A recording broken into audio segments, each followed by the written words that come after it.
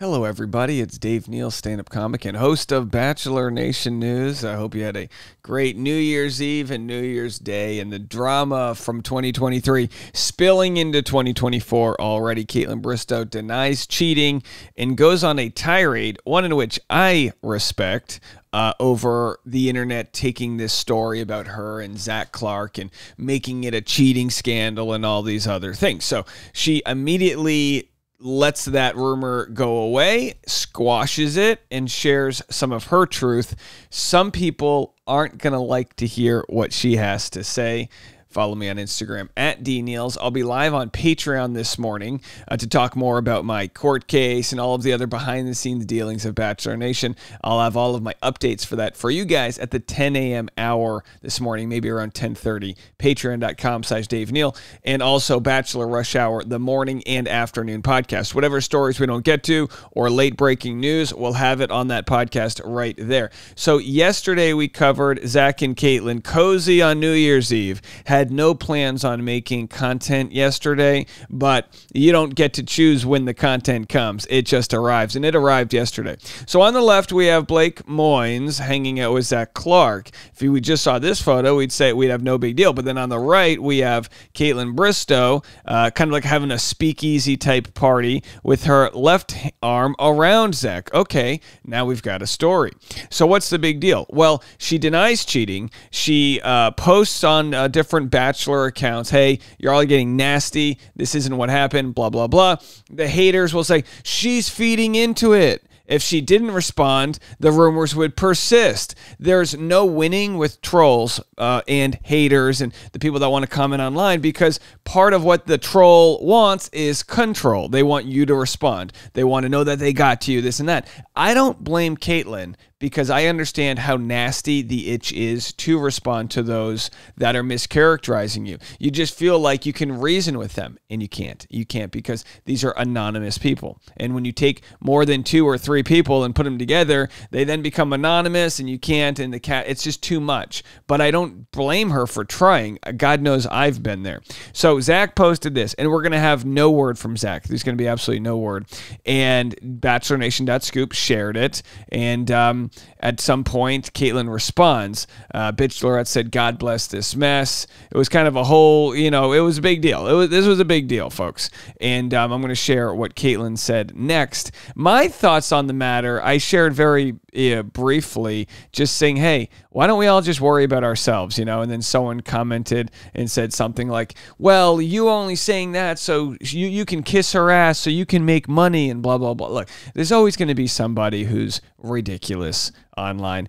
I think the more you get to know what the contestants go through, I think the more you empathize and go, man, it does suck. It does suck to wake up and find that the internet's talking about you and you don't agree with it and this and that. So Caitlyn responds because, BachelorNation.scoop shared the demois clues here that Jason Tartick unfollowed Zach. Caitlyn and Zach had been liking photos starting in July. Not exactly accusing her of cheating, but that's enough information for an audience to go, oh, there must have been emotional cheating or this or that. So Caitlyn immediately responds and says, hi, here to say that there was never an ounce of cheating happening, and I will not stand for this rumor. Y'all are nasty in here. Anywho, swear on my dog's lives, no cheating went on. So we can just put that to rest. Thank you. Happy New Year, everyone. Go donate some blood or something. And then, of course, the comments, not exactly kind, saying, well, what about emotional cheating? How come this? How come that? Well, let's just continue with what Caitlyn said. And then, but by all means, here's what's tough. When you go hard on a troll, other audience members might think you're talking to them, and then they go, oh, you're so mean to all of us and this and that. And it's like Caitlyn's precisely talking about the people that are spreading bad rumors, that are not negotiating with an ounce of good grace and things like that. So she posts, the vibe for 2024 is messy, authenticity over fake perfection. So she's going to be who she is. Some videos of her pouring champagne. By the way, her new home looks amazing, doesn't it? Look, wait till you see some of the photos from her new home here. She just looks like It looks like an absolute amazing place. I have no idea what her upgrade was, but you can do the math in your head and you go, she must be in like a nice $3-4 million home the way she's just been raking it in. Good for her. She's entrepreneurial. Someone commented though, "You are trash," and she said, "Not some of you treating me like I murdered somebody." And now we've opened the floodgates for an audience to just completely bash somebody. So Kaitlyn, no better than you or I with how they handle the internet, because there is no way to do it. The people that are famous enough to never comment back, just let the audience mischaracterize them. I mean, is that the right way to do it? I truly don't know. I'm going to share what she said, but first I wanted to share with you guys what she said on my show, Driving with Dave, regarding the need to comment back. Just trying to be mean. I really believe that I didn't realize how much of an acquired taste I am until I had, a following. But people really don't align with my decisions or my sense of humor, or they take things the wrong way. But like today, I was telling one of my girlfriends about something someone said to me, and I hated myself in this moment because I just was scrolling through so much love just to find the hate. And then I went, what the hell am I doing? So I've talked to a lot of people about the psychology. Obviously, I'm not a psychologist here, but it's almost like an addiction, and that we all have, right? Where if you're watching this, you probably have doom scrolled and this and that. You just don't realize it if you're an anonymous person. You don't realize what it's like to scroll through your social media and then you see an article about you and then you see angry people. We don't have the ability to process that in a healthy way. Dunbar principle, right? The principle that says you can only really know a couple hundred people. So you don't know Kaitlyn. You think you do. She certainly doesn't know you, but when she sees hateful comments, it feels like the tribe is against you, and feeling like you're being ostracized is probably one of the worst feelings you can have. I'm sure she can take the comments about people when they make a physical comment about her, or oh, your business sucks, those types of things. But when it's personal, when it cuts into the specific fiber that can really tear someone apart, it's got to be infuriating. And because of that, here's her response. "You would think by now I'd be used to the hate. I'm not. Your words hurt. Your shaming hurts. Part of me feels a little sad and honestly embarrassed for you guys, because this shouldn't be how you spend day one of a new year. You should not be this invested in someone you don't even know or respect. It's actually scary, and I know looking inward might be even scarier for you." I absolutely love what she's doing here, because she's going, why do you guys care about, you don't respect me, you literally hate me, you snark on me. Why spend your time doing this? I'm embarrassed for you. I just love it. She says, "The bullying is next level. You are allowed to have opinions and feelings, but you don't even know the truth, and your hate should actually come with consequences. I truly worry about some of your mental health. It's not okay. It's not. Please feel ashamed of yourselves for treating someone this way who you don't know. I did not kill someone. I had a party with some of my favorite people. Shame on you, not me.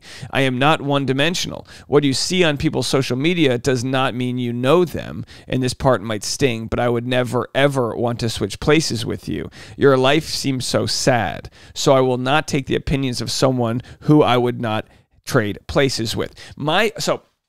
I don't disagree with anything she said there. The people that are constantly going back and forth, again, on New Year's, that's a sad thing to do. Now, you can leave a comment and walk away, whatever, but there are people that are in there and in there and in there, and it's like, what the hell are you doing?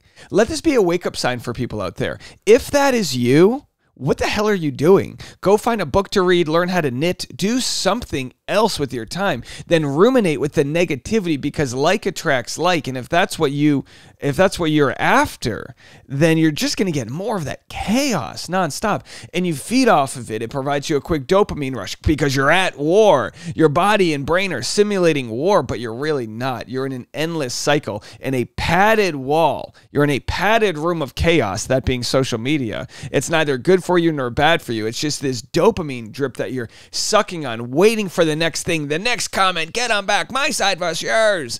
Politics does it to us. Social media does it to us. Kaitlyn gets sucked into it. I don't blame her for that. That's like blaming somebody who got poison ivy and they're itching themselves. I know it's itchy. It's itchy because it makes you feel a certain way. What she should do, in my estimation, what she should do is delete any accounts on her social media that would be sharing this negativity. Like, you got to unfollow bachelornation.scoop. The problem is you have to actively block them. And I like bachelornation.scoop. I'm saying if I had articles being written about me, I would have to block them, because once you see them, oh, that primal urge to get back, you can't help it. I mean, I can't read articles. Whenever there's a post shared about me on the Bachelor subreddit, I can't click on that because, first of all, I'm blocked from them, so I can't even respond. I can just see that and go, mother effer, you can't do anything about it.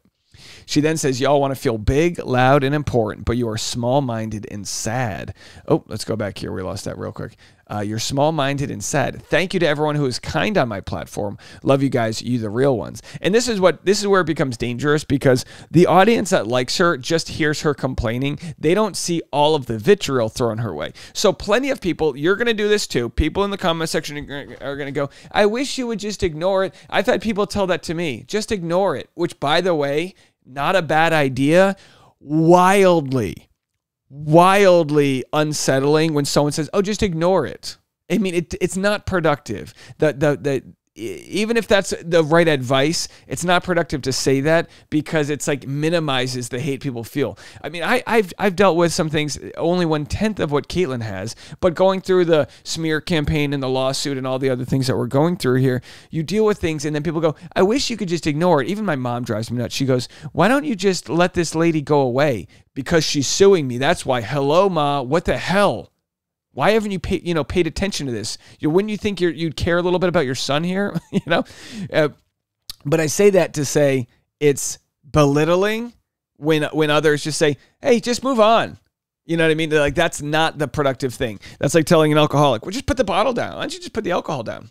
And we need to treat these sorts of issues with more compassion, I believe, because just telling someone to ignore the hate does not solve the hate that we have in this world. She says, I wish I could just share my truth and tell you my side. It's hard to bite my dang tongue sometimes, but you just go on and continue to have your own little made up story in your head and believe what you want to believe. Social media, la la land. Good Lord. And then she shares some other posts.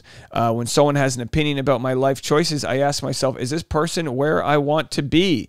If the answer is no, then I don't listen to their advice. The end. Now, this is interesting because you do have to remember, we might have lost that clip there. Let's see if we can find it. You do have to remember that we do see internet trolls as peers sometimes, and you have to remember they're not. Kaitlyn's a mogul, okay? She's having a party in her multi-million-dollar home. She's got all these good things going on. That's where she's at. I'm not at that level, and most people in the comment section, I would say, are not at that level. And that just goes to show that she shouldn't be meddling with them, but I don't blame her because you see a comment and you think you can ration with them. So she posts this, be effing nice. And of course, with the great branding that she has, she shared the Spade and Sparrows bottle. And then she also posted a violin. People are wondering, what does the violin mean?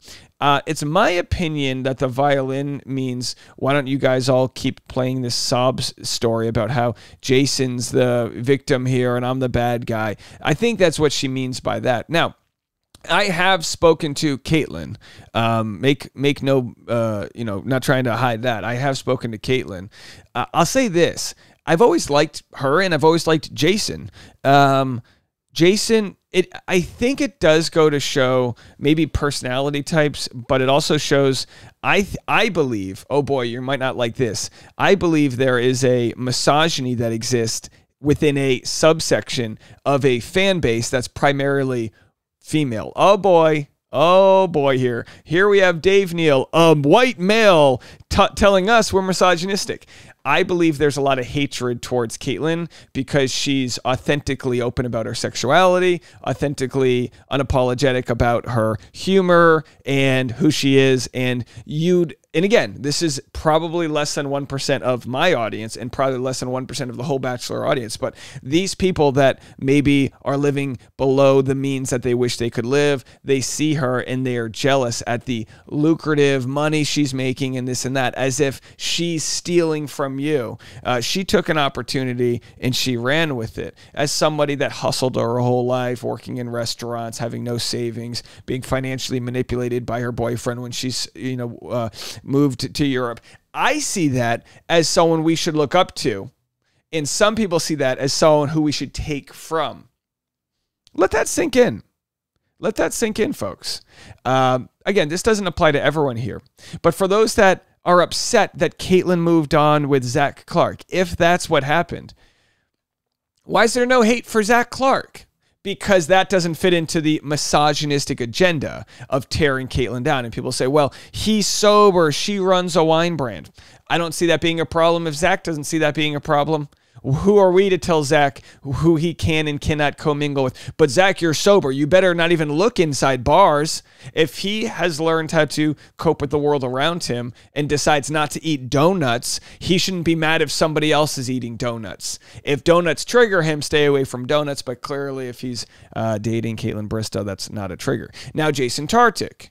Well, he obviously has been more outward with the emotions he has shared since their, relationship ended. But Kaitlyn clearly has done a hell of a lot of emotional work on her end regarding their relationship. Just a quick clip for you guys right here regarding how she felt right after the breakup. Side are you on? See, that's the thing too. It's like, I think people assume if people break up, something bad happened.